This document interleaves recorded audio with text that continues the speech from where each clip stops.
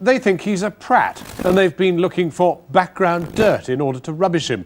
They are the massed ranks of Trade Department officials, at the behest, it's suggested, of the Trade Minister, Richard Cabourn. He is the Channel 4 satirist Mark Thomas. The DTI has denied that the minister had either known of the email or requested such information. But the incident does reveal the power of the Data Protection Act, which allowed Thomas to request the department for any files they'd kept on him. Our business correspondent Jonathan Rugman examines how the Act can cast light into the darkest corners of Whitehall.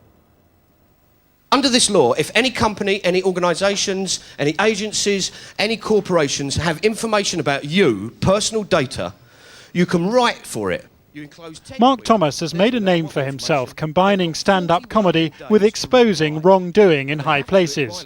In tonight's show, he forces organisations, including Nestlé, British Nuclear Fuels and government departments, to send him information they keep about him on their computers.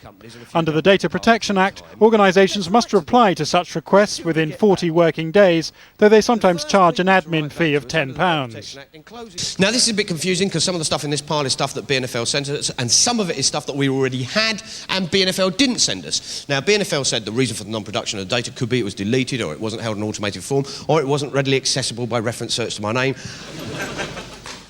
Complaints going in. This could be a potential breach of the Data Protection Act. What we can do, what we have done, is reported these instances to the Data Protection Registrar, who will investigate them.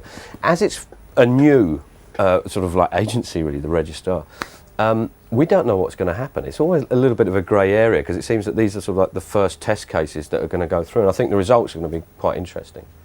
The Data Protection Act means you can ask for a copy of information held on computer about you, find out why the information's being held, and establish who may be passed that information or see it. Manually kept paper files will be included later this year, though you can't see documents which help the fight against crime or the collection of taxes. The Act also covers email. Even messages which haven't been completely deleted from a computer should be disclosed to you if the text is substantially about you. So Mark Thomas put this to the test. He's a leader of the campaign to stop British involvement in the building of the Ilisu Dam, here in southeast Turkey, and he wanted to know what Department of Trade officials were writing about him. To the comedian's surprise, he was sent 17 emails about himself. "The bloke is an out-and-out nutter," writes one civil servant. "You've said that we should attempt to close him down," types another. But the only one that's really embarrassing was written last May. "Thomas is back on the telly in the autumn," says the email, almost certainly from a DTI press officer. Cabourn, that's Richard Cabourn, the Trade Minister, wants as much background stroke dirt on him in order to rubbish him.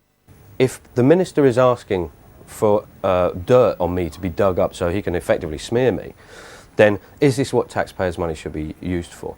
Is it what civil servants' time should be used for? Is he breaking civil service guidelines? How far up does this go? A DTI spokeswoman said Mr Cabourn had given no order to rubbish or smear Mr Thomas, that an official had been reprimanded and that new guidelines were being drawn up on how civil servants write emails. The Department of Trade has apparently been very open with Mark Thomas because it says it checked the PC of every government official who dealt with him or commented on his activities and then sent him the contents. But in doing so, the department has set down a challenge to the rest of Whitehall, because email began as a very informal and chatty way of communicating. But from now on, civil servants are going to have to be even more careful about what they write.